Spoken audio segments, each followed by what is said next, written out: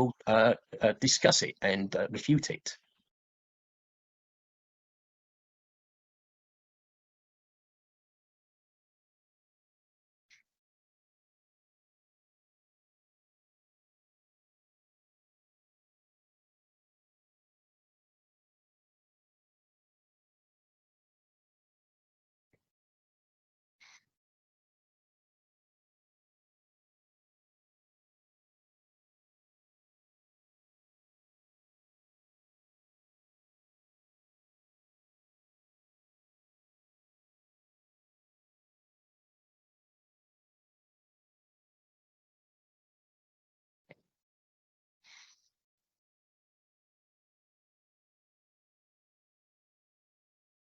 Right. Oh, okay. Thanks for assisting by showing that video. Unbelievably awful. So many lies in the space of uh, just under 3 minutes. This person, some kind of bourgeois middle class hipster. Traveler type, backpacker type, who sort of goes all over the world. He's a sort of cosmopolitan character, and it's a bit hard to know where to start, with this all I mean, saying it's the most depressing country in the world. No, it's not. Has he tried living in Britain, for example? Has he tried living in the US or any of the other capitalist countries, because they're all depressing? Does he know that, in fact, the country with one of the highest suicide rates in the whole world is actually South Korea, not the DPRK? I was told during the 1990s, when I visited the DPRK, that there were no cases of suicide. And when I was having a discussion with my guides, they didn't understand me when I said that a colleague of mine had had a nervous breakdown. They didn't have a concept of this. So it is a very vicious hostility, but I think it sort of reflects the social origins of this character. He's from a very privileged elite background, and very hostile to the DPRK, because it's a socialist country. And why, a guided tour, so what? I mean, this is basically courtesy by the DPRK looking after visitors. If he didn't have a guide, and if he got lost or knocked over, or something like that, he would complain. Or if he fell down a manhole cover in the DPRK, he would try to sue the DPRK for a lot of money and blame the DPRK. I mean, I actually think it's quite good that the DPRK provide people with guides. They work very hard. They're very helpful. I've got nothing but praise for all the guides I've had on my 18 visits to people's career. And yeah, it's a matter of courtesy. They look after your safety, they look after your health, and they actually make the visit far more enjoyable by explaining everything. And also, so what if there is no Wi-Fi? I think people are better off without the capitalist social media. In fact, even that assertion is not strictly speaking true, because if you go to the DPRK, you can actually buy a Coriolink SIM card, and you can get connection to the internet, etc. From that. So even this is not a strictly is not a true statement at all. And to say, well, no Facebook, no TikTok, well, that doesn't matter. DPRK has its own social media, and when I've been to the DPRK, I found it absolutely great not to have to read WhatsApp messages, not to have to look at Facebook or Twitter. I feel actually much better off without them. And you can actually also, in the hotels in the DPRK, you can get several channels on the TV, like the British Brainwashing Corporation, like CNN, like French TV, like RT and Chinese TV. And yeah, I mean, we've already covered the subject of Christianity in the earlier video, but again, this is a falsehood. It's a falsehood he's portraying. There is a Catholic church in the DPRK. There's a Protestant church. There's a Russian Orthodox church in the DPRK. None of this is true. And similarly, there is an Islamic mosque in the grounds of the Iranian embassy.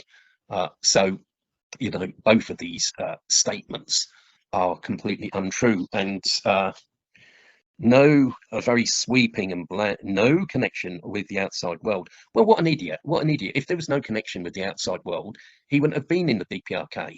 You know, stupid man. You know, he wouldn't have got there if there was no connection with the outside world. Uh, you know, that's simply not true.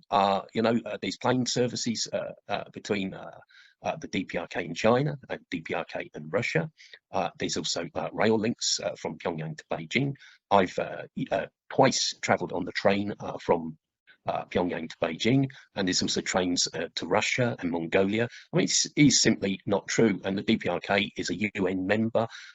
It belongs to several international organisations. The Workers' Party of Korea, the ruling party, has close relations with many communist and workers and leftists and anti-imperialist parties throughout the world. So, I mean, it's a complete load of baloney. You know, to use an old-fashioned British term, it's a load of codswallop. The streets are empty. Well, again, I mean, this is an old propaganda cliche against people's Korea that goes back donkey's years. Oh, if you go to North Korea, the streets are empty. Oh, it's terrible. It's frightening. Ooh. Well, again, not true. I've actually seen traffic jams in Pyongyang. You know, it's not. You know, it's not true at all. Yeah, probably there is less traffic on the roads in Pyongyang than Beijing or London or Sao Paulo. But you know, that's probably not a bad thing. You know, it means roads are easier to cross. And also another reason for this is the DPRK has a staggered start to the working day. People start working at different times of the day in order to avoid congestion on the roads and on public transport. So, I mean, there's reasons for this, you know, and it's say it's it's very exaggerated. And oh yes, all because people cannot afford cars. Well, in People's Korea, you have excellent public transport. In Pyongyang, you have the famous Pyongyang Metro, which, you know, Matey in his video doesn't mention. It's well worth a visit. It's absolutely wonderful. It's better than the Moscow Metro. And, you know, it costs only the equivalent of 3 pence in British money to use. You know, it's virtually free. You know, they're virtually giving it away. So why would you need a car?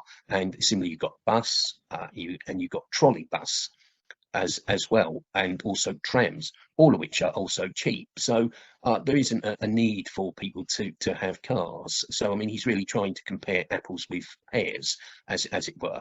So I mean, this is a false and a misleading comparison.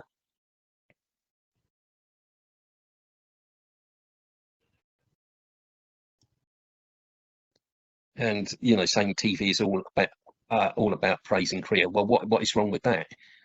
You know, that is patriotism. It's socialist patriotism, and it is belief in the socialist system and confidence in the socialist system. I mean, the DPRK is quite right to keep out capitalist and imperialist culture.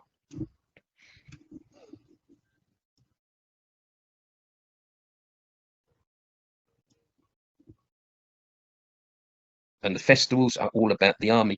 Well, again, even that is a basically a very exaggerated statement. Uh, the festivals aren't all about the army. Some of them are.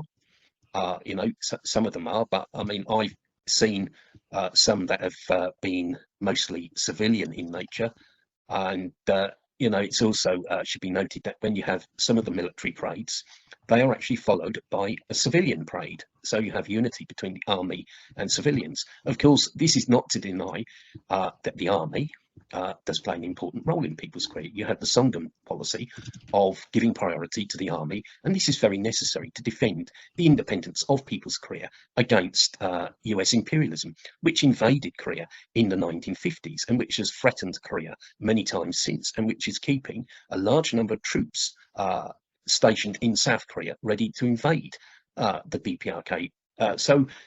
You know, it's the correct thing for them to do to keep you know, put emphasis on the army and building up defence, and also you know, encouraging patriotism and anti-imperialism among people.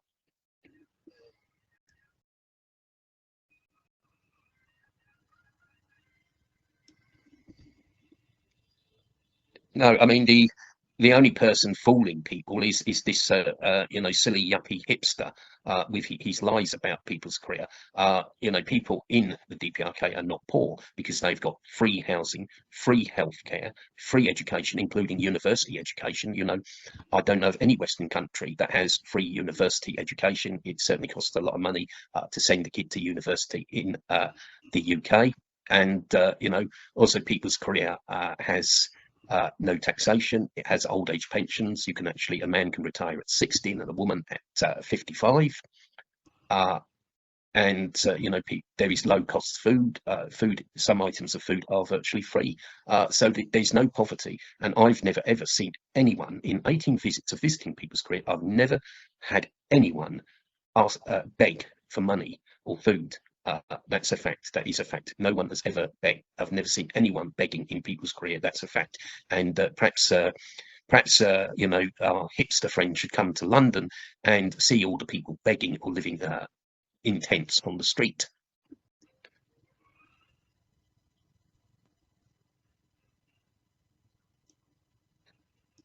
Again, I think very exaggerated. I mean, I've visited the DPRK 18 times over a long period. The last time I was in the DPRK and experienced a power cut was 2002, you know, over 20 years ago. And since then, the DPRK completed the Haishon power plant, which supplies Pyongyang in addition to the 2 power stations that Pyongyang has. So, you know, the issue of the electricity shortage is being solved. And in the UK, we've had alarmist articles in the press, in the media, that Britain will suffer power cuts. And in fact, last year, Britain narrowly avoided power cuts. We had to import electricity from France and Germany in order to make up for shortfalls in Britain. And we narrowly avoided power cuts, you know, basically thanks to France and Germany. Whereas the DPRK is actually self-reliant in energy, you know. So I mean, this is nonsense. And you know, in the 1970s, Britain was hit by power cuts. It had a 3-day week even. So you know, basically, it's more nonsense.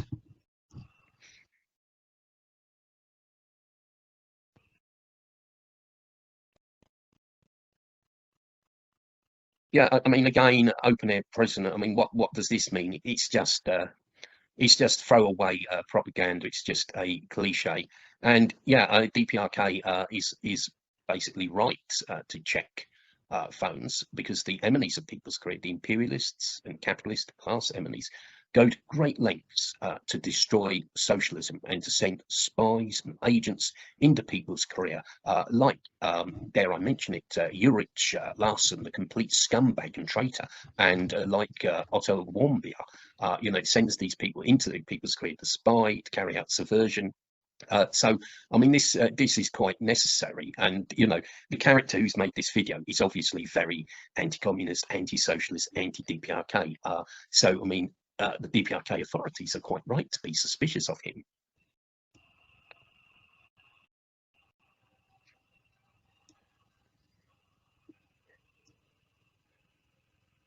So, I mean, he's contradicted himself.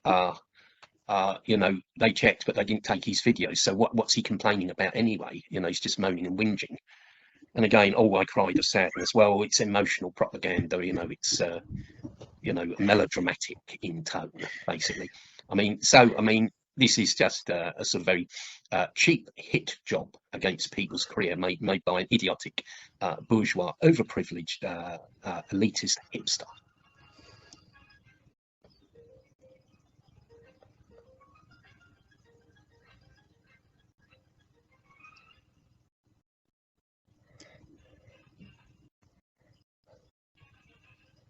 Well, I mean, he's admitting that they can't overthrow the socialist system in the DPRK, and you know, it's not a prison. It is great that it will remain as a socialist country, and it will not, you know, bow down to imperialism. So I think this is a very good thing.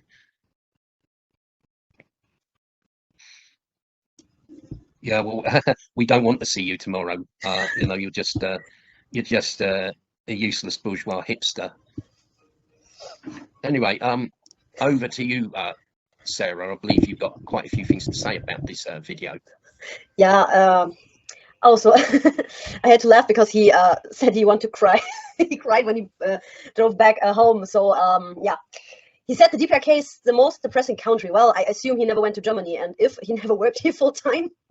And sorry, but in my opinion, after visiting the DPRK for less than a week, he already judged it as depressing. Okay, I don't understand it, but okay. He's whining about no Wi-Fi and TikTok. To be serious, he will pay over thousands of euros to visit a foreign country. And the first thing you are whining about is no Wi-Fi and TikTok? Is he addicted to it or something? I mean, I don't need TikTok or Facebook if I have a healthy and close neighborhood who wants to go out, picnic, do stuff in the nature, etc. Going to festivals, parks, museums. I wouldn't even miss social media, which is full of nonsense, rubbish, and attention-seeking, unemployed people with no future anyway. So I'd rather go outside than missing like TikTok or Facebook when I visit another country. So, and about no connection to the outside world. To be honest, I would do anything to quit hearing all the social media rubbish and the problems other countries having, because I don't care about others, like what's happening in other countries at all. I care about me and my friends and close relatives.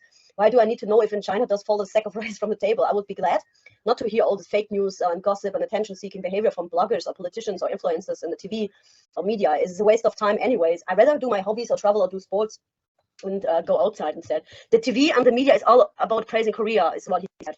About Korea and the leaders and the military. Yeah, he should read more about the Sungun politics and the founding of the DPRK and the reason why they are praising the country so much and the leaders so much. Then he would understand it. But if he just assume things without even put a little effort into researching things, it's not a surprise that he's uneducated. Our Western media is full of rubbish, fake news, sexism, nonsense, a lot of annoying advertising and decadent movies and series where women and people in general are shown in stereotypical ways. Movies and series who are a waste of time, which are a waste of time and full of immorality and disgusting subjects. So now about the military should be praised, because I don't think he, this hipster, would be the one fighting for his rights or for a life. If a hostile country would attack his country. That's why soldiers are there and risking their lives for average civilians like him. Again, if he would read more about the founding of the DPRK, he would know why they praise the military so much. He assumed the DPRK being poor just because they don't live decadent and wasteful lives like we do in the West anyway.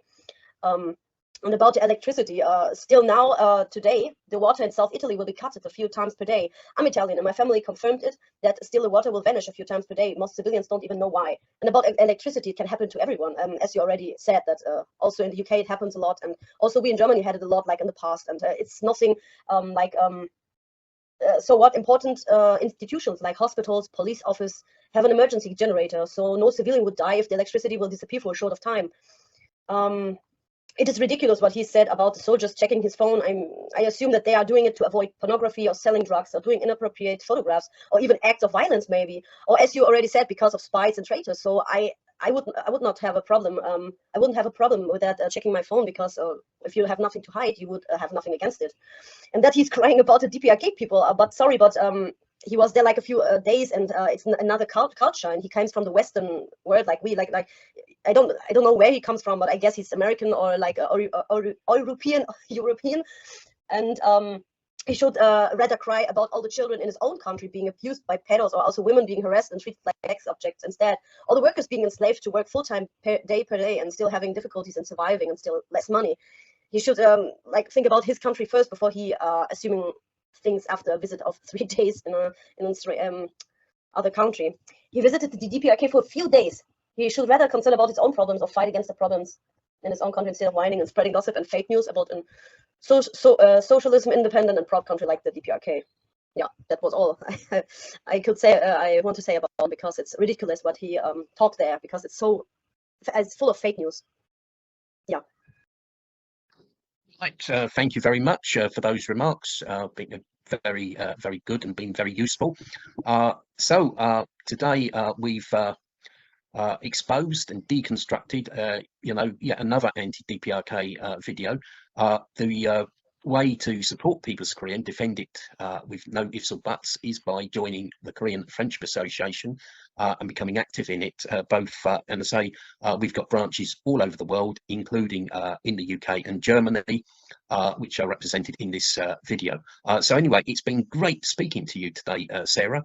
and have a good evening, and we'll be back again for another video in maybe in a few weeks, and you know, maybe we might change the format a bit, but we will be back. And thank you for your comments tonight, Sarah. Goodbye. Thank you. Goodbye.